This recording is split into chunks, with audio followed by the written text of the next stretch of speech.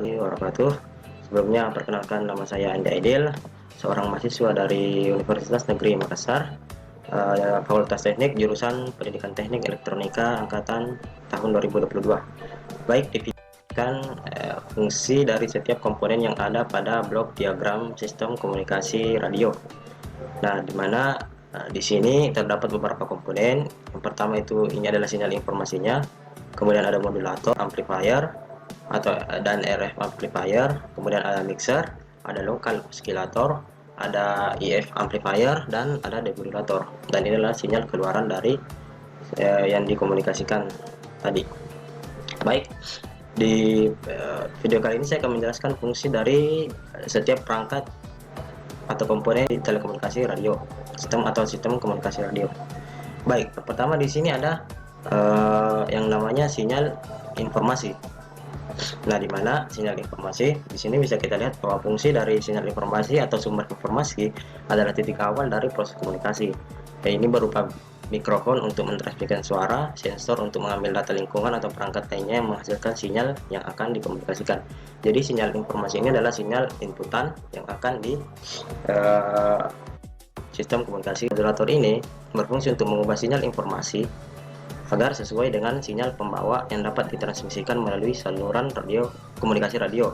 Ini memungkinkan informasi untuk dipindahkan dalam bentuk gelombang radio frekuensi yang sesuai untuk pengiriman dan penerimaan oleh perangkat penerima di sisi penerima.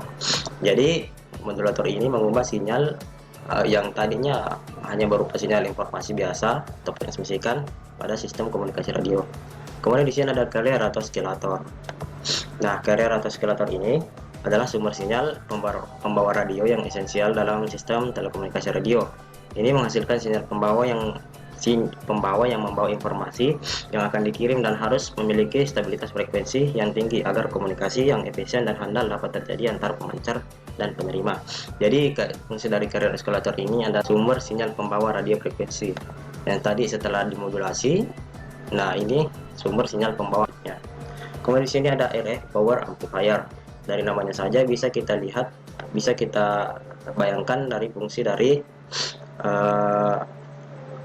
RF power amplifier ini, atau biasa disebut radio frekuensi amplifier. Nah, di sini fungsinya adalah menguatkan daya sinyal pembawa radio frekuensi sebelum ditransmisikan melalui antena pemancar.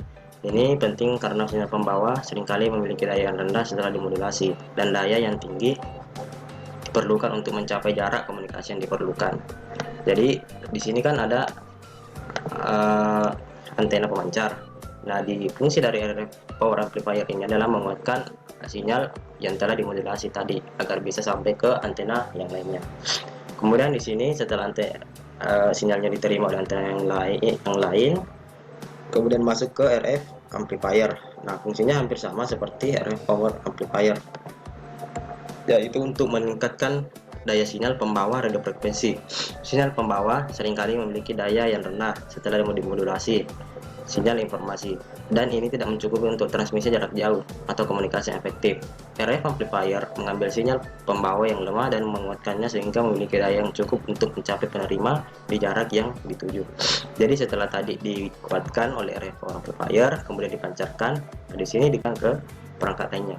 Kemudian selanjutnya ada mixer. Nah, mixer itu bisa kita lihat fungsinya adalah mengubah frekuensi sinyal. Mixer mengambil dua sinyal masukan, sinyal pembawa yang biasanya frekuensinya tinggi dan sinyal informasi yang biasanya frekuensinya rendah, dan menghasilkan keluaran yang merupakan kombinasi frekuensi dari kedua sinyal masukan. Jadi mixer ini adalah sinyal pembawa adalah yang mengubah frekuensi sinyal, di mana mixer ini terdiri dari mengambil dari dua sinyal, yaitu sinyal pembawa yang frekuensinya biasanya tinggi dan sinyal informasi yang biasanya frekuensinya rendah, kemudian nantinya digabungkan. Kemudian ada local oscillator. Nah, setelah yang sebelum ditransmisikan ke antena pemancar itu kan ada carrier oscillator yang berfungsi sebagai sinyal pembawa. Nah, di sini ada local oscillator. Nah, local oscillator ini fungsinya menghasilkan sinyal frekuensi antara yang digunakan dalam proses untuk mengubah frekuensi sinyal informasi sehingga kan dengan sinyal pembawa dengan frekuensi yang berbeda. Jadi local oscillator ini adalah sinyal antara yang telah dimodulasi tadi, dan sebelum de, eh, sebelum di demodulasi. EF amplifier, di mana EF amplifier ini atau biasa disebut dengan intermediate frequency amplifier ini adalah fungsi utamanya untuk menguatkan sinyal yang sudah dimodulasi sebelum sinyal tersebut diproses lebih lanjut dan dikirim ke perangkat output. Jadi bisa dikatakan amplifier ini adalah penguatan sinyal sebelum ditransmisikan ke. Dan selanjutnya ada demodulator. Demodulator dari demodulator dulu adalah untuk mengembalikan sinyal informasi asli yang telah dimodulasi ke bentuk semula. Ini berarti bahwa sinyal informasi yang telah diubah oleh modulasi amplitudo AM, modulasi frekuensi FM, ataupun modulasi fase PM. Jadi kemudian ada sumber informasi, sinyal informasi tadi yang telah dimodulasi ke dalam bentuk radio frekuensi sinyal aslinya, baik itu suara, gambar, ataupun data. Baik, itulah sedikit penjelasan tentang blok diagram sistem komunikasi radio, di mana saya menjelaskan fungsi dari setiap perangkat yang ada pada sistem komunikasi radio. Mudah-mudahan bermanfaat bagi teman-teman sekalian. Mohon maaf apabila ada kekurangan. Wabillahi taufiq wal hidayah. Wassalamualaikum warahmatullahi wabarakatuh.